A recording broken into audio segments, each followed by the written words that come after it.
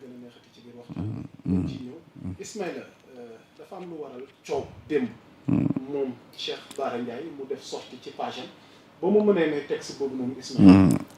mu yëkkate ay kàddu jëmale ko daanaka ci lii nga xamante ni tey moo xew tey ak sortie waa coalition Diomaye ñeel li nga xamante ni ñu ngi koy xaar ci député ëllëg mardi foofu ca pencum ndaw réew mi alors honorable député Cheikh Bara kàddu yi nga yëkkati démb tweet ko def ko ci sa page Facebook mu mujj viral ñëpp di ko waxtaane mu mel ni tey gën a dëggal see kàddu bu ñu dëkkaatee ci kàddu yooyu lan moo sabab nga yëkkati kàddu yooyu lan moo xew honorable député yi ñu bëgg ko ubbee jotaay waxtaan bi waaw li xew ba tax ma bind ko démb ndax dadul saa su ne rek nga mën a jékki-jékki def ñëw ci télé bi wax bi ma toogee ba boori takkusaan dama yëg ne Abdourahmane Diouf mi ngi coordonné benn conférence de presse donte moom sax tey dafa tukki waaye moom la seen kilifa googu wax na ko nañ def conférence de presse ma xamoon tamit ne li ñu bëggoon mooy maanaam manipuler askan wi ba jéem ñoo rocciloo loi bii nuy def maanaam saboter loi bi daal ba loi bi moom ñu mën ne kon loi bi comme nangam indi wax daal ju bari comme ni ñu ko defee tey ma bind ne man di jaaxle naa parce que président de la république tontu na assemblée nationale tontu baa ngi nii yaa Moussa ci sama téléphone mënuma ko dugal nag parce que xam nga aw ma ndigal mais président de la république tontu na assemblée nationale ne leen loi bi forme te ñoonu la ko bindee ci texte bi mën naa la ko jox nga lire forme ak fond juridiquement lépp ànd naa ci moom président de la république moo bind loolu assemblée nationale muy loo xam ne lu factuel la assemblée nationale wéyal liggéey ba mu nekkoon parce que boo dugalee proposition de loi da ngay jox président de la république yëgal ko donte moom mënul freiner procédure bi mais da nga koy laaj avis moom mu ne sama avis mooy loi bii ngeen ma jox loi bu baax la ci fond ak ci forme juridiquement lépp ànd naa ci mais loolu moo nu wax man dama jàpp ne lu mu gëmut la dama jàppoon ne lu mu gëm la bi mu ñu ko bindee mi ñu ko bind le 13 avril defe naa la ñu tontu ñu continuer sunu liggéey wala 13 avril lañ ko bindoon xawmatuma daal mais semaine passée bii la ñu tontu ñu continuer li ñu doon def ñun ba dem commission wate ko ba war a dem plénière suba président mi ñu waxoon nañu loi bi ànd naa ci 100% président moomu moo jëlaat ab coalition ak ay société civile tappalekat ab coalition ak ay société civile tappalekat ne leen génn leen ngeen saboté loi bi wane ne sax maanaam dañ ko war a retirer ànduma ci moo tax ma laaj ko yow Diomaye koo doon waaw ne leen nag su ngeen defee seen manipulation yi ba pare garabu bi moom du ma tàyyi du ma yàqu du ma bàyyi dinaa ñëw ci plateau yi insha allahu taala leeral tappale yi ngeen nekk ak sos yi ngeen nekk ak di jéem a manipuler askanu Sénégal loolu moo waral jataay bi waaw te loolu noonu ma ko waxee woon biig noonu la demee defe naa waaw xëy nañ ñoom def nañ conférence de presse wax nañ ci loi bi salteel ko maanaam salteel ko daal dinañ ci ñëw loolu nag laa yëgoon man Bassirou Diomaye lu mu def ci àddina waaw fa laa bëgg dikk ak yow laataa ñuy ñëw ci li xew tey mooy lu mu def rek wax yow foo ko teg ak noo ko yëgee lu mu def ak lan moo waral recul président bi liñ bëgg nag mu lim leen woon ci forme bi ak li mu def ci suuf moom day wax man daal bëgg nga leeral daf ñoo wax ñun assemblée ji lu factuel nañu ànd naa ci loolu moo tax ñun ñi ngi doxal ba suba la ñuy wate gisuñu fenn fu ñu président ne lii ànduma ci li ñu yoon may lépp def nañ ko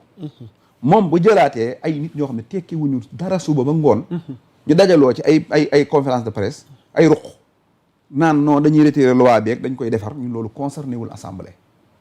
dégg nga te loolu nag dama bëgg sénégalais yi xam ban façon nit moo ñu jiite mooy nit koo xam ne lim lay wan ak li nekk ci moom du benn parce que li mu wax assemblée nationale ak lii waa coalition di wax du benn te li mu wax assemblée nationale mi ngi nii këyit gaa gi nii leer nañ moo ko bind bu la neexee léegi ma leeralal ko internet mi ngi nii président de la république moo bind lii assemblée nationale moo bind lii assemblée nationale mënu moo ko publier fenn mais mi ngi noonu bu la neexee nga lire jox ma yëf yi ma daat koy dégtal ñi nga xamante ne liiral ñoom ñoo ñuy seetaan mi ngi noonu moo ko ñuy bind ñëw ci décryptage bi donc boo ma ko may monsieur le président mu mel ni par courrier en date du 13 avril 2026 vous soumettez à mon avis après examen de leur recevabilité par le bureau de l'Assemblée nationale la proposition de la loi organique portant modification de l'article 118 du règlement intérieur ainsi que la proposition de loi portant modification du code électoral. L'examen de la proposition de la loi relative à la modification de l'article 118 du règlement intérieur m'appelle de ma part aucune observation. En outre, loolu lu muy firi mooy awma ci benn gis-gis bu jaaw. waaw aucune observation amul benn observation mooy awma ci beneen gis-gis bu bokkut ak bii ngeen ci am. bii ngeen ci gis awma ci beneen xalaat daal maanaam nangu naa xalaat yi. Ok. En outre, l'analyse de la proposition de loi portant modification du code électoral, tant du point de vue juridique que technique, ne requiert pas davantage de remarques de fond. lu mu wax point juridique. waaw point. technique waaw forme bi. waaw formement ak juridiquement. waaw accepte d'accord naa ci. waaw amul benn remarque de fond bi nga xamante ni mi ngi ciy def. léegi jeex na ati andi. voilà li ci des moom ay jamono. voilà donc dans la mesure où je souscris pleinement à l'objectif de révision des dissolutions concernées. léegi pour jeexal nee ni il demeure toutefois qu'un projet de loi portant adoption d'un nouveau code électoral intégrant les préoccupations juridiques sous-jacentes à la proposition de loi transmise pour avis sera soumis à l'Assemblée nationale. nee na amu ci dans les meilleurs délais waaw. amu ci observation amu ci sax maanaam techniquement profondément amul lu mu ciy wax. te nee na sax li naroon na ko moom. ba pare liñ ci dolli rek xanaa mooy prévoir nañ li nga xamante ni mooy outre la question de la révision des conditions de déchéance électorale naroon naa ko rek. waaw le projet de code électoral prévoit notamment la création de la commission électorale nationale indépendante CENI, la révision permanente des listes électorales, la dématérialisation séquentielle et progressive du processus électoral, l'usage de bulletins uniques, le droit de vote des personnes en détention non déchues de leurs droits civiques aux élections nationales, le dépôt de la caution avant le retrait des fiches de parrainage, la création de commissions en charge de la révision des listes. Voilà, donc s'il est adopté, ce nouveau code électoral naturellement aura pour effet d'abroger et de remplacer toutes les dispositions en vigueur en la matière, y compris celles dont la modification est entreprise. Veuillez croire, Monsieur le Président, à l'assurance de ma considération distinguée. ci tënk ci kàllaamay Kocc ngir ñu ñuy seetaan tam boo ci mënee dikkaat laataa ñuy ñëw nag ci question yi ci aju li mu wax daal mooy lii ngeen ma indil aw ma ci benn xalaat bu bokkut ak bi ngeen ci am mooy gis naa ko waaw nangu naa ko nee na maanaam amul ci forme ak fond juridiquement nangu naa ko waaw ba wax ne sax moom lii bokk na ci li mu naroon waaw jàpp naa ne loolu mooy li nga xam ne loolu la ñu wax waaw assemblée nationale sukkandiku ci loolu waaw léegi lii ñoom mi doon wax kon wala ci laa bëgg ñoo ak yow léegi yow mi doon wax waaw léegi kon ñu dikk ci sorti loolu ñoom coalition lim nuy wan mooy kii nu jiite rek waaw lu ñoom mi def Diomaye lañ ko digal wala ñoom ñoo ko def ci seen initiative bopp moo yónni Mandiaye Cissé moo yónni Mimi Touré moo yónni FDR loi bii déggagoo benn député laa wax Abdou Mbawa ci waxoon ca bañ koy tàmbali te déggatuma mu wax ci plateau télé yi bari na gis nga benn député bu dem ci benn plateau toog fa di contre loi bi gis nga ko fii am na ko fi ñëw toog fii ne loi bi baaxul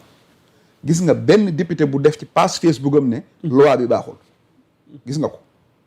société civile da laa gis non député yi laa wax député yi yiñ fal gisaguma ko mais société civile non dama ne gis nga benn député laa waxuma yi société civile député laa wax benn député buñ fal